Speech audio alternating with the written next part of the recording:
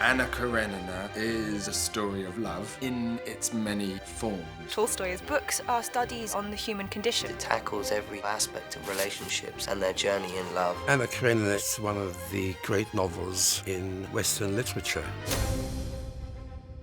I was nervous of tackling the book and knew that we needed a top-class screenplay. This would be wonderful, but only if Tom Stoppard will write the script. You can't actually do a cinema film of Anna Karenina with all the bits.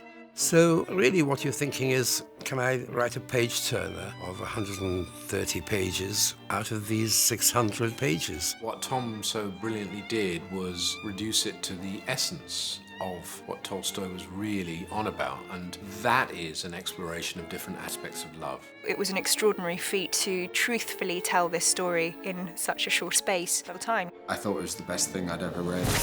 It was something that was so rich and so sensitive in what it chose to show. There's such elegance to the way he writes dialogue. I thank God the curse of love is lifted from me. Everything that is said is just what has to be said. You're just the same.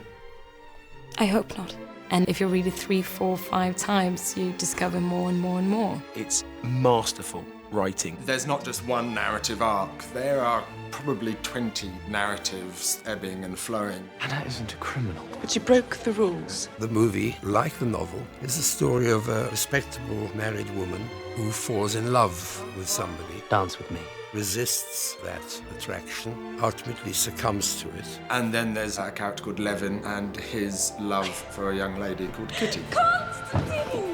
A lot of adaptations have stuck only to the Anna Karenina story, but we felt strongly that we wanted to keep the Levin story. That was vital. One thing I love about the screenplay is that it's a very balanced reflection of both stories. In deciding what we could afford to include of Levin's story, I decided I would try to do everything the book does when the word love is central.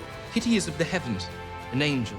I think Levin's story is basically an antidote to Anna's story. Levin is in a very real place with love. Sensual desire indulged for its own sake is a kind of gluttony and a misuse of something sacred. Tolstoy set out to write a book about a fallen sinner woman and her righteous husband. But as he wrote the book, he himself began to fall in love with Anna. That is at the very crux of the great novel and hopefully of the film as well.